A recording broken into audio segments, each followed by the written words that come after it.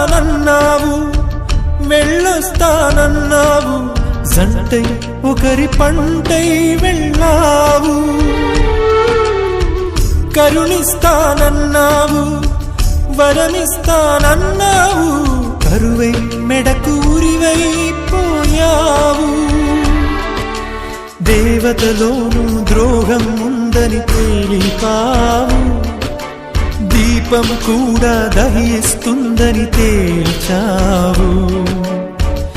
ఎవరిని నమ్మాలి నన్ను తప్ప, ఎవరిని నిందించాలి నిన్ను తప్ప. నువ్వంటే ప్రాణమని, నీతోనే లోకమని, నీ తోడే లేకుంటే బ్రతికేది ఎందుకని ఎవరికి చెప్పుకోను.